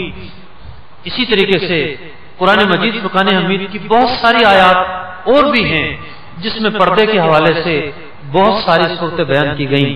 میرے محترم اور پیارے اسلامی بھائیوں، آج طرح طرح کے لوگ آ کر مختلف فورم پر کوئی اپنے قلم کے ذریعے، کوئی اپنے زبان و بیان کے ذریعے مطلب لوگوں میں ایک عجیب و غریب کنفیوژن پیدا کرتے ہیں، عجیب و غریب سوچ پیدا کرتے ہیں، چونکہ یہ جو مسلمانوں کی طاقت ہے یوں سمجھیے دو چیزوں پر مبنی ہے۔ مسلمانوں کی طاقت کا اصل سر چشمہ ہے عشق مصطفیٰ صلی اللہ علیہ وسلم، اصل سر چشمہ عشق مصطفیٰ ہے، اور دوسری چیز ہے حمیت اور غیرت۔ تو انسان بیک وقت دو کشتیوں میں سوار نہیں ہوتا، اس کی سوچ کا جو محور ہے ہمیشہ ایک ہی ہونا چاہیے۔ اس کی سوچ کا محور تبدیل کرنے کا ایک ہی طریقہ ہے کہ انسان کا رخ بدل دیا جائے، اسے سوز مدینہ کے بجائے کسی لڑکی کے عشق میں لگا دیا جائے، عشق مصطفیٰ سے ہٹا کر فحاشی میں لگا دیا جائے، عریانیت میں لگا دیا جائے۔ آج ہماری نوجوان نسل کیا کر رہی ہے؟ آج ان کی توجہ کس چیز کی طرف مائل ہو رہی ہے؟ آج وہ والدین جو مذہبی نہیں کہلاتے آج وہ پریشان ہیں کہ ہمارا بچہ پڑھائی میں دلچسپی نہیں لیتا، ہمارے بچے کو کیا ہو گیا ہے، اسے کیا ہو گیا ہے۔ تو آپ اندازہ لگا سکتے ہیں کہ جو محور ہے، جو سوچ کا زاویہ ہے، اسے چینج کرنے کی بھرپور کوششیں جاری ہیں، اور وہ چینج اسی وقت ہوگا جب عورتوں کا لباس مختصر ہو جائے، جب عورتوں کو وہ آزادیاں مل جائیں، صراط مستقیم کے راستے پر جو دیواریں ہیں، جو ان دیواروں کو توڑ کر جن تک پہنچا جاتا ہو۔ صراط مستقیم کا جو راستہ ہے بہت وسیع ہے، بہت وسیع ہے، بہت کشادہ ہے، زندگی گزاری جا سکتی ہے، لیکن بھرپور کوششیں ہو رہی ہیں اس وقت دنیا میں کہ انسان جو ہے وہ بالکل آزاد ہو جائے، ہر چیز سے آزاد ہو جائے، اس کا لباس مختصر ہو جائے، اس کی سوچ تبدیل ہو جائے، وہ عشق مصطفیٰ سے دور ہو جائے، وہ عشق مدینہ سے دور ہو جائے، وہ قرآن سے دور ہو جائے، وہ حدیث سے دور ہو جائے۔ آج دیکھیے کتنے لوگ ہیں جو قرآن کھولتے ہیں، کتنے لوگ ہیں جو دینی کتابیں پڑھتے ہیں، اور کتنے لوگ ہیں جو روزانہ جن کے ہاتھ میں موبائل ہوتا ہے اور SMS ہوتے ہیں، اور مطلب کہ لمبے لمبے پیکج ہوتے ہیں، اور ان کی مصروفیات کا جو بھی عالم ہوتا ہے آپ کے سامنے ہے۔ اور یہ تو ہے ایک حربہ، ایک کوشش، اور دوسری جو کوشش ہے وہ کیا ہے؟ اعتراضات، نہیں جی پردہ ایسی لوگوں نے سختیاں کر دی ہیں، نہیں جناب یہ حکم نہیں یہ ہے، نہیں جناب یہ حکم نہیں یہ ہے۔ میرے محترم اور پیارے اسلامی بھائیوں، آج آپ لوگ اس فرض علوم کورس میں شامل ہیں۔ جو واعظ اور بیان ہوتا ہے نا، بڑی سوچ سمجھ کر سننے کی ضرورت ہوتی ہے۔ غیر عالم کا بیان سننا اسی وقت جائز ہے جب وہ مستند بات بیان کر رہا ہو۔ مستند بات بیان کرنے کے دو طریقے ہیں، یا تو کتاب سے پڑھ کر سنا رہا ہو، یا اس نے کسی معتمد کتاب سے وہ واقعہ پڑھا ہو اور ایسا یاد ہو کہ بالکل کوئی غلطی نہ کر رہا ہو۔ لیکن آج کل جس قسم کے لوگ آتے ہیں مختلف مقامات پر آپ سمجھ رہے ہوں گے، اور جو کچھ مرضی آتا بیان کرتے ہیں، یہ مسلمانوں کو کھوکھلا کرنے کی سازش ہے، یہ مسلمانوں کو کمزور کرنے کی سازش ہے۔ ہمارے لیے جو آئیڈیل ہے، نبی اکرم علیہ السلام کی تعلیمات ہیں، صحابہ کرام علیہم رضوان کی تعلیمات ہیں۔ آئیے میں آپ کے سامنے چند واقعات عرض کرتا ہوں کہ صحابیات پردے کے معاملے میں کس قدر التزام کیا کرتی تھیں۔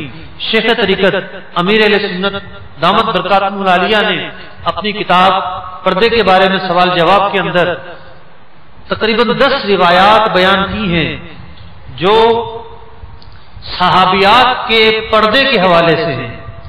اندازہ لگایا جا سکتا ہے کہ وہ اس معاملے میں کس قدر قرآن و سنت پر عمل کرنے والے تھے۔ انہی کی تعلیمات پر عمل کرنے کی ہمیں ضرورت ہے۔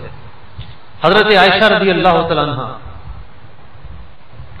سفر حج پر جا رہی ہیں، بخاری شریف کی روایت ہے، اور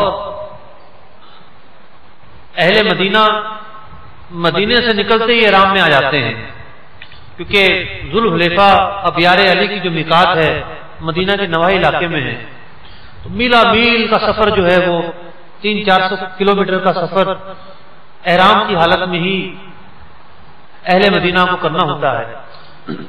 اور اس دور میں گاڑیاں تو تھی نہیں، اونٹ وغیرہ تھے، تو احرام کی حالت میں عورت اپنا چہرہ نہیں ڈھانپ سکتی۔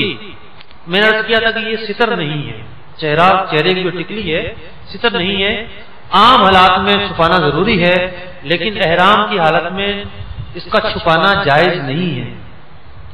زوجہ رسول ہیں، شریعت کا حکم ہے کہ احرام کی حالت میں چہرہ کھلا رکھنا ہے، اور بخاری شریف کی حدیث ہے، فرمایا گیا کہ یہ اس حالت میں بھی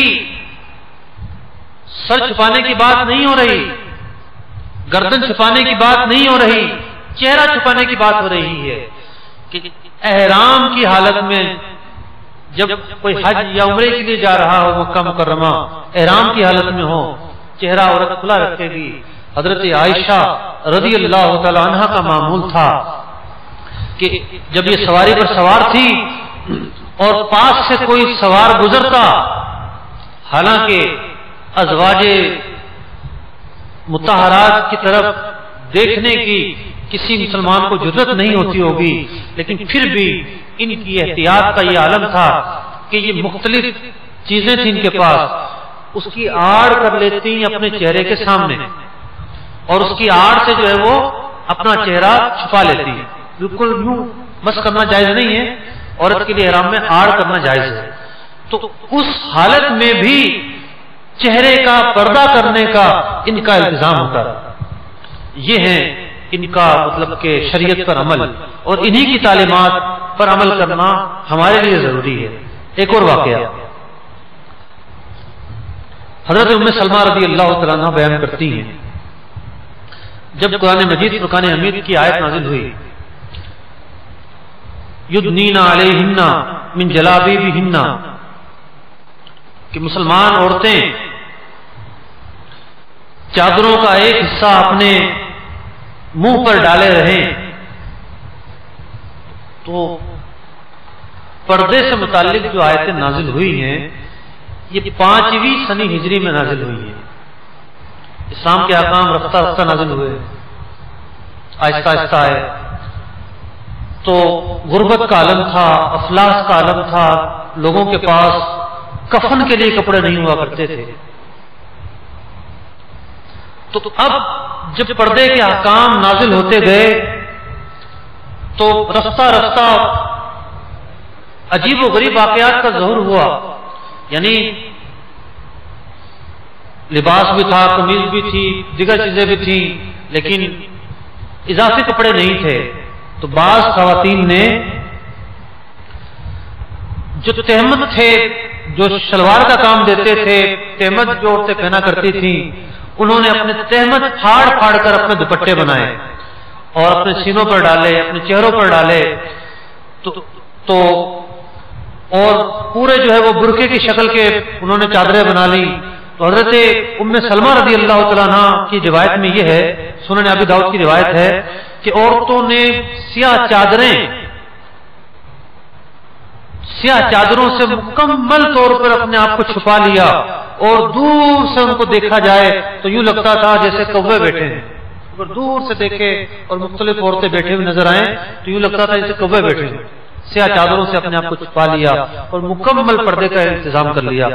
حضرت عائشہ رضی اللہ تعالیٰ عنہ کی روایت میں یہ ہے کہ جب یہ آیت نازل ہوئی وَلْيَضْرِبْنَ بِخُمُرِهِنَّ عَلَى جُيُوبِهِنَّ، کہ جب یہ حکم آیا کہ عورتیں اپنی چادریں اپنے سینوں پر ڈال لیں، اپنے گریبانوں پر ڈال لیں، تو عورتوں کے پاس چادریں نہیں تھی، انہوں نے اپنے تہبند پھاڑے جو ان کے پاس اضافی رکھے ہوئے تھے وہ پھاڑ کر انہوں نے یہ سارے تقاضے پورے کیے۔ اسی طریقے سے حضرت سیدنا داہیہ بن خلیفہ رضی اللہ تعالیٰ عنہ فرماتے ہیں کہ رسول اکرم صلی اللہ علیہ وسلم کی خدمت میں ایک مرتبہ مصر سے کچھ کپڑے آئے جو سفید رنگ کے باریک کپڑے تھے۔ سرکار دو عالم صلی اللہ علیہ وسلم نے ان میں سے ایک کپڑا مجھے عطا فرمایا، صحابی فرماتے ہیں مجھے عطا فرمایا اس کے دو ٹکڑے کر کے ایک اپنا کرتا بنا لو اور ایک اپنی بیوی کو دے دینا۔ انہوں نے بارگاہ رسالت سے یہ تحفہ وصول کیا اور وہ جانے لگے۔ آپ صلی اللہ علیہ وسلم نے انہیں روکا، فرمایا ٹھہرو، اور تاکید کی کہ جو حصہ اپنی بیوی کو دے رہے ہو ان سے کہنا اس کے نیچے استر لگا لے۔ باریک کپڑا تھا تاکہ جسم نہ ڈھلکے، تو دیکھیے کس قدر تاکید کی گئی عورت کو، مطلب باریک کپڑے کے حوالے سے کہ وہ استر نیچے لگا کر پھر وہ کپڑا پہنے۔ آج کل عجیب و غریب لباس کا عالم ہے، مطلب بازو لگتا ہے کہ وہ بالکل ہی غائب ہو چکے ہیں، اور جس قسم کا لباس آج کل کی عورتیں پہنتی ہیں الامان والحفیظ۔ اسی طریقے سے حضرت ام المومنین حضرت عائشہ رضی اللہ تعالیٰ عنہ کی خدمت سرابہ غیرت میں ان کے بھائی حضرت سیدنا عبد الرحمن رضی اللہ تعالیٰ عنہ کی بیٹی حضرت حفصہ رضی اللہ تعالیٰ عنہ حاضر ہوئی۔ انہوں نے باریک دوپٹہ اوڑھ رکھا تھا، حضرت عائشہ رضی اللہ تعالیٰ عنہ نے اس دوپٹے کو پھاڑ دیا اور انہیں موٹا دوپٹہ عطا کیا۔ کتنی احتیاطیں تھیں، کتنے مطلب کہ ویسے واقعات ہیں جو پردے کے حوالے سے ہیں، اور پرانے زمانے میں تو عہد صحابہ میں پردے کے معاملے پر غیرت کا یہ عالم تھا کہ جنگیں ہو جایا کرتی تھی۔ ایک واقعہ ملتا ہے کہ مسلمان عورت غیر مسلموں کے بازار میں گئی اور وہ با پردہ تھی، نقاب بھی تھا، تو اس غیر مسلم نے یہ سازش کی کسی طریقے سے اس کا پردہ اتر جائے، تو وہ دوپٹہ ذرا لمبا تھا، وہ اس کے پاس جا کر دوپٹے پر پاؤں رکھ کر کھڑا ہو گیا۔ جب وہ واپس جانے لگی تو چونکہ اس پر پاؤں تھا تو وہ دوپٹہ سرکا اور اس کا چہرہ کھل گیا، اور اس کی یہ جو حرکت تھی اس سے مسلمانوں میں اشتعال پیدا ہو گیا، اور اس اشتعال کے نتیجے میں ایک غزوہ ہوا، اس کا نام ہے غزوہ بنو کنیکا۔ صرف اس کی وجہ یہ تھی کہ ایک غیر مسلم نے مسلمان عورت کا دوپٹہ کھینچ لیا تھا، جنگ ہو گئی اس پر۔ اب بتائیے عہد صحابہ میں غیرت کا کیا عالم تھا، دوپٹے کی کتنی اہمیت تھی، پردے کی کتنی اہمیت تھی، چہرہ چھپانے کی کتنی اہمیت تھی۔ تو اللہ تبارک و تعالی ہمیں ان تمام باتوں کے حوالے سے شریعت مطہرہ پر عمل کرنے کی توفیق عطا فرمائے۔ میرے محترم اور پیارے اسلامی بھائیو، یہ باب بڑا وسیع ہے، اور اسی باب کا ایک عنوان یہ بھی ہے کہ عورتوں کا بغیر محارم کے سفر کرنا۔ یاد رکھیے کہ خواہ عورت کو حج پر جانا ہو یا عمرے پر جانا ہو یا کراچی سے حیدرآباد جانا ہو، عورت کے ساتھ اس کا محرم ہونا ضروری ہے۔ اگر وہ تقریباً 92 کلومیٹر کے سفر پر جانا چاہتی ہے تو بغیر محرم کے ساتھ وہ نہیں جا سکتی. بعض لوگ یہ سمجھتے ہیں یہ شرط صرف حج کے لیے ہے، صرف عمرے کے لیے ہے، اور علمان والحفیظ اس طرح کے مطلب کہ فریبی لوگ پائے جاتے ہیں جو صرف اپنے ذاتی مفاد کے لیے، دو پھوٹی کوڑیوں کے لیے کوئی عورت حج پر جانا چاہتی ہے، اس کا محرم نہیں ہے، مختلف کاروان والے نہیں محرم کا بندوبست ہو جائے گا، فکر نہ کریں. قافلے میں جا رہا ہے خالد، اٹھا کے لکھ دیا فارم کے اندر یہ خالد اس کا بھانجا ہے اور یہ عورت اس کی خالہ ہے، ایفیڈیوٹ بھی بھر دیا، جھوٹا الگنامہ بھی بھر دیا، جھوٹی بات بھی لکھ دی. اور ایک عورت شریعت نے جس کا بغیر محرم کے جانا الاؤ ہی نہیں کیا تھا، اس کے جانے میں معاونت بھی کر دی. ایک مطلب بیک وقت کئی گناہوں کا ارتکاب، اور سبب کیا ہے؟ 2 پیسے چاہیے. ان 2 پیسوں کے لیے اتنے سارے گناہ نہ جانے لوگ کس طرح کر لیتے ہیں. تو یہ بھی ایک حکم شریعت ہے کہ عورت جو ہے وہ اگر تقریباً 92 کلومیٹر سے زائد سفر پر جانا چاہتی ہے اس کے ساتھ محرم کا ہونا ضروری ہے، اس کے علاوہ وہ نہیں جا سکتی. اور بھی بہت ساری باتیں ہیں لیکن ایک نشست میں ساری باتیں تو بیان نہیں ہو سکتی. اللہ تبارک و تعالی ہمیں اس حوالے سے جو باتیں کی گئی ان پر عمل کرنے کی توفیق عطا فرمائے. آمین بجاہ النبی الامین. انشاءاللہ العزیز اب آپ کے جو ضروری سوالات ہوں گے وہ آپ کر سکتے ہیں، اس کا جواب میں دیتا ہوں. السلام علیکم ورحمۃ اللہ. وعلیکم السلام. حضور میرا سوال یہ ہے کہ جو بچے گود لیے جاتے ہیں کیا وہ بھی اجنبی ہیں؟ بہت ہی اہم سوال ہے کہ جو بچے گود لیے جاتے ہیں کیا وہ اجنبی ہیں، اور پردے کے حوالے سے کیا مطلب کیا احکامات ہوں گے. تو دیکھیے یہاں ہماری قوم کے اندر 2 بے احتیاطیاں پائی جاتی ہیں. ایک بے احتیاطی تو یہ ہے کہ جس بچے کو گود لیتے ہیں گود لینے والا اس کی ولدیت میں اپنا نام لکھوا دیتا ہے. بسا اوقات تو اس کے ماں باپ کہتے ہیں ہم نے آپ ہی کو دے دیا، یہ آپ ہی کا بچہ، ہمارا کوئی تعلق نہیں ہے. یہ ایک خونی رشتہ ہے. بچے کا جو حقیقی باپ ہے اس کے باپ ہونے کے رشتے کو کوئی ختم نہیں کر سکتا. اور شریعت نے اس بات کی اجازت نہیں کہ کسی بچے کو باپ کے علاوہ کسی اور کی طرف اس کو منسوب کیا جائے. باپ کو چھوڑ کر یہ کہا جائے کہ یہ نہیں اس کا باپ یہ ہے. حدیث پاک میں اس چیز کو منع فرمایا گیا. تو یہ جائز نہیں ہے کہ گود لیے ہوئے بچے کے ولدیت کے کالم میں گود لینے والا اپنا نام لکھوائے. ہاں سرپرست کے طور پر اپنا نام لکھوا سکتا ہے، بلکہ اس کے اپنے ہی مطلب کہ والد کا نام لکھوایا جائے گا. اور دوسری جو بے احتیاطی اور غفلت اس معاملے میں بڑھتی جاتی ہے وہ یہ ہے کہ پردے کے حوالے سے گود لیتے وقت سوچا نہیں جاتا. مثال کے طور پر اگر کسی لڑکے کو گود لیا ہے تو یہ سوچا نہیں جاتا کہ یہ میری بیوی کے لیے جب بڑا ہو جائے گا محرم رہے گا نہیں رہے گا. یہ بسا اوقات لڑکیاں ہوتی ہے، لڑکا نہیں ہوتا تو لڑکا گود لے لیتے ہیں، تو بڑا ہو کر یہ میری لڑکیوں کے لیے محرم رہے گا یا نہیں رہے گا. تو یہ شریعت کی حدود و قیود ہے، ہر حال میں ان پر عمل کرنا ہے. تو جب وہ بڑا ہوگا اگر وہ اجنبی ہے جو غیر محرم کے احکام ہیں 100% وہی احکام اس کے لیے ہوں گے. گھر میں اگر اس کی وہ مطلب کہ منہ بولی ماں ہے تو اس کے جسم کا سارا حصہ ستر ہوگا، وہ تمام پردے کے احکام، مس کے احکام، حجاب کے احکام اس کے لیے رہیں گے.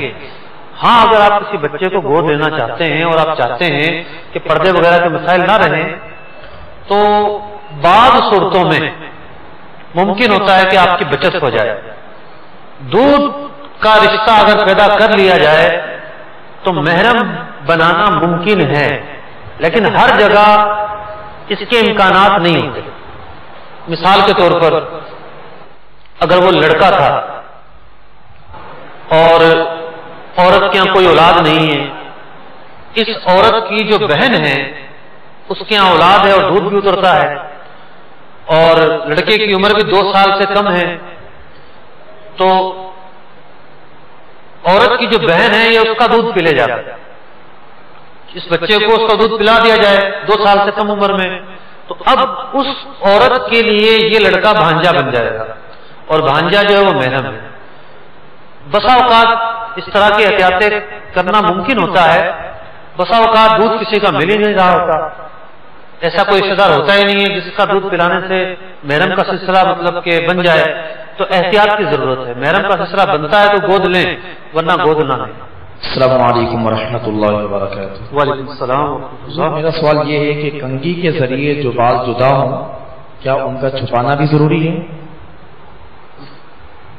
دیکھیں، ستر کا مطلب ہے چھپانے کی چیز، ہر حال میں چھپانے کی چیز۔ تو جو ستر کے حصے پر بال ہوں، جیسے عورت کے سر کے بال، تو اگر یہ سر سے جدا ہو جائیں، جب بھی مردوں کے سامنے، غیر مردوں کے سامنے ان کا ظاہر کرنا جائز نہیں ہے۔ اس مسئلے کو امیر اہل سنت نے اپنی کتاب میں بھی بیان فرمایا ہے۔ السلام علیکم ورحمۃ اللہ۔ وعلیکم السلام ورحمۃ اللہ۔ کیا عورت کی آواز بھی عورت ہے؟ اس کی وضاحت۔ دیکھیے، عورت کا جو گفتگو ہے وہ تو عورت نہیں ہے۔ عورت کو کسی حاجت کی بنا پر دکان پر جانا ہے، گفتگو کرنی ہے، یا گھر پر کوئی آ گیا، دروازے کے پیچھے کھڑے ہو کے پوچھنا ہے جناب آپ کون ہیں، کس سے ملنا ہے۔ گفتگو اگر عورت ہوتی تو اسے یہ بولنے کی اجازت ہی نہ ہوتی۔ عورت کی گفتگو تو چھپانے کی چیز نہیں ہے۔ ہاں، یہ تاکید ہے کہ بلا ضرورت وہ غیر مردوں سے بات نہ کرے، لیکن جو عورت کا ترنم ہے، جو اس کا سر ہے، یہ 100% اور ہر حال میں چھپانے کی چیز ہے، اور عورت جو ہے وہ ہرگز نہ اس طرح نعت پڑھ سکتی ہے کہ مردوں میں آواز جائے، نہ کوئی نغمہ پڑھ سکتی ہے، نہ ترنم پڑھ سکتی ہے۔ کیا شوہر اپنی محرومہ بیوی کا منہ دیکھ سکتا ہے؟ اسی طرح بیوی اپنے محروم شوہر کا منہ دیکھ سکتی ہے؟ شوہر جو ہے وہ اپنے مرحومہ بیوی کا منہ دیکھ سکتا ہے، قبر میں بھی اتار سکتا ہے، کندھا بھی دے سکتا ہے۔ یہ غلط فہمی ہے جو لوگوں میں پائی جاتی ہے۔ السلام علیکم ورحمۃ اللہ وبرکاتہ۔ وعلیکم السلام ورحمۃ اللہ۔ حضور، جیسے آپ نے فرمایا کہ کسی عورت نے بچہ جنا، اس کو دودھ کی اور عورت نے پلایا، تو اس دودھ کو پلانے والے کی اولادیں اس بچے کے بھائی بہن بن گئے۔ اب بڑے ہو کر اس بچے کا اس دودھ پلانے والی کی اولاد سے نکاح ہو گیا، اور کسی کو بھی اس کا علم نہیں کہ اس عورت نے اس بچہ کو دودھ پلایا، تو اس کے بارے میں کیا حکم ہے؟ نکاح ہوا یا نہیں؟ دیکھیں، محارم کا جو نکاح ہے یہ ہو ہی نہیں سکتا، یہ نکاح ہوا ہی نہیں ہے، اصلاً یہ تعلق جائز ہی نہیں ہے۔ جب بھی پتہ چلے فی الفور اس تعلق کو ختم کرنا ضروری ہے۔ کوئی عورت اکیلی جا سکتی ہے، حج پر جا سکتی ہے اگر اس کے ساتھ کوئی محرم نہ ہو؟ اگر عورت حج پر بغیر محرم کے اکیلے جاتی ہے یا عمرے پر جاتی ہے، ہر قدم پر اس کے لیے گناہ لکھا جائے گا، ہرگز نہیں جا سکتا۔ السلام علیکم۔ وعلیکم السلام۔ حضرت، عورت مزارات پر محرم کے ساتھ پردے کے ساتھ جا سکتی ہے؟ عورتوں کا مزارات پر جانا، عورتوں کا قبرستان جانا، شریعت نے عورتوں کو ان سے روکا ہے۔ عورتوں کو مزارات یا قبروں پر جانا منع ہے، اس کی ہرگز اجازت نہیں ہے۔ السلام علیکم۔ وعلیکم السلام۔ حضور یہ ارشاد فرمائے کہ اگر کوئی بچہ اپنی نانی کا دودھ پی لے تو اب ماموں اور پھوپھی کی اولاد کے لیے اس پر کیا؟ نانی کا دودھ پی لے، نانی کا دودھ پینے سے جو ماموں ہیں وہ اس کے بھائی بن گئے، ٹھیک، اور بھائی کی جو اولادیں ہیں وہ بھتیجے اور بھتیجیاں بن گئی، ٹھیک ہے، تو اب ماموں کی اولاد سے نکاح اس کا جائز نہیں ہوگا۔ السلام علیکم ورحمۃ اللہ وبرکاتہ۔ وعلیکم السلام۔ حضور، اس بارے میں ارشاد فرمائیے کہ اگر عورت کا کوئی محارم ہی نہ ہو اور وہ لمبا یعنی طویل سفر کرنا چاہتی ہو تو اس کے بارے میں کیا حکم ہے؟ شرعاً عورت کو اس بات کی اجازت نہیں ہے کہ وہ 92 کلومیٹر سے زائد سفر تنہا اختیار کرے، احادیث میں اس کی ممانعت کی گئی ہے، صبر کرے۔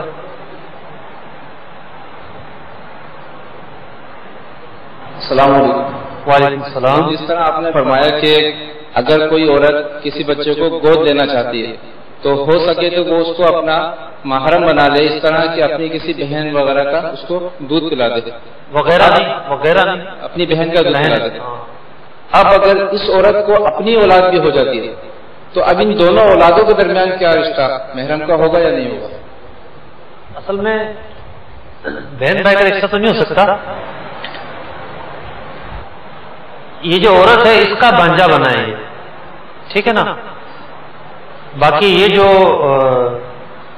عورت کی اولادیں ہیں ان کے لیے وہ غیر محرم رہے گا۔ دوسرا سوال یہ ہے کہ جس طرح ایک عورت غیر مسلم ہے تو اس کا پردہ مسلمانوں سے کیا ہے یا نہیں ہے؟ یعنی غیر مسلم عورت کو دیکھ سکتے ہیں، یہ پوچھ رہے ہیں آپ؟ نہیں دیکھ سکتے۔ جو شریعت نے جس چیز کو فحاشی قرار دیا ہے، جس کو عریانیت قرار دیا ہے، وہ ہر جگہ فحاشی ہے، ہر جگہ عریانیت ہے۔ ہاں، ایک بندہ مسلمانوں کو دیکھے یا کافر عورت کو دیکھے، ہر موقع پر اس کو فحاشی کہا جائے۔ السلام علیکم۔ حضور یہ ارشاد فرمائیے کہ چچا زاد، مامو زاد، خالہ زاد، یہ جو بہن بھائی یا کزن ہوتے ہیں، ان کا پردہ جائز ہے؟ ان کا پردہ ضروری ہے، محرم نہیں ہے نا، یہ چچا زاد محرم نہیں ہوتا، مامو زاد بھی محرم نہیں ہوتا، اس سے نکاح بھی ہو سکتا ہے، تو ان کا پردہ جو ہے وہ ضروری ہے۔ السلام علیکم۔ وعلیکم السلام۔ میرے 6 بیٹے ہیں، مگر جو سب سے چھوٹا بیٹا ہے نا، اس کی ممانی کا دودھ پیا ہے نا اس نے، تو میں بقایا کسی بچے کی اس کی ممانی کے بچے سے شادی کر سکتا ہوں؟ ایک بچے نے صرف چھوٹے بچے نے دودھ پیا ہے نا اس کی ممانی کا، اس نے دودھ پیا ہے، صرف اسی کا رشتہ ممانی کے بچوں سے اور ممانی سے الگ سے قائم ہوا ہے، ٹھیک ہے نا۔ یعنی ممانی اس کی ماں بن گئی، اس کے بچے اس کے بھائی بہن بن گئے، جو بقیہ اولادیں ہیں ان کا وہ رشتہ قائم نہیں ہوا، ان کے لیے وہ کزن موجود ہیں آلریڈی، ان کا نکاح ہو سکتا ہے۔ السلام علیکم ورحمۃ اللہ وبرکاتہ۔ حضرت آپ نے سسرالی رشتہ داروں کے بارے میں فرمایا کہ جب شادی ہوتی ہے تو شوہر کے لیے جو ساتھ ہوتی ہے وہ محرم ہو جاتی ہے ہمیشہ کے لیے، اور اسی طرح بیوی کے لیے جو ہے اس کا جو شوہر کا والد ہوتے ہیں، شوہر کے والد، وہ ہمیشہ کے لیے محرم ہو جاتے ہیں۔ اسی طرح جو شوہر کے بھانجے بھتیجے ہیں اور بیوی کے بھانجے بھتیجے ہیں، ان کے بارے میں کیا حکم ہے کہ ان سے بھی پردہ محرم کے طور پہ ہوگا یا نہیں ہوگا؟ میں نے عرض کیا تھا کہ صرف سسرالی رشتہ داری سے 2 افراد محرم بنتے ہیں، ایک طرف سے ساس، ایک طرف سے سسر، باقی تمام محرم غیر محرم برقرار رہتے ہیں اپنی جگہ پر۔ السلام علیکم۔ وعلیکم السلام۔ نور، آپ سے یہ معلوم کرنا تھا کہ جو دودھ شریک بہن بھائی ہیں، جیسے کہ وہ سگے بہن بھائی کی طرح ہو جاتے ہیں، تو کیا وراثت کے اندر بھی وہ رشتے داری ہو جائے گی ان کی؟ اور دوسرا مسئلہ یہ معلوم کرنا تھا کہ اگر عورت پر حج فرض ہو جائے اور اس کا کوئی محرم نہ ہو تو پھر کیا کرے وہ سفر کے معاملے کے اندر؟ دیکھیں، دودھ پینے سے جو رشتہ قائم ہوتا ہے وہ صرف محارم کا ہوتا ہے، وہ محرم بن جاتی ہے، وراثت سے اس کو کسی قسم کا حصہ نہیں ملے گا۔ رضاعت اور دودھ کے رشتے کی وجہ سے وراثت کے احکام نہیں ہوتے۔ ہاں یہ ہے کہ پردے وغیرہ کے اور نکاح حلال یا حرام ہونے کے مسائل پیدا ہوتے ہیں۔ دوسرا سوال جو آپ کا ہے، عورت کا محرم نہیں اور حج فرض ہو گیا تو وہ اپنے گھر ہی رہے گی، یہاں تک کہ انتظار کرے گی کوئی محرم چلنے والا بن جائے۔ یہ بھی دیکھا جائے گا کہ کسی کو مطلب کہ مثال کے تو اس کا بھائی ہے لیکن اس کے پاس پیسے نہیں ہیں، اگر یہ اس کو پیسے دے سکتی ہے اس کو ساتھ لے کر جائے گی، یہ بھی نہیں ہے تو پھر وہ کسی کو حج بدل کے لیے بھیجے گی۔ وما علینا الا البلاغ المبین۔ یہی ہے آرزو تعلیم قرآن میں ہو جائے، تلاوت کرنا صبح و شام، تلاوت کرنا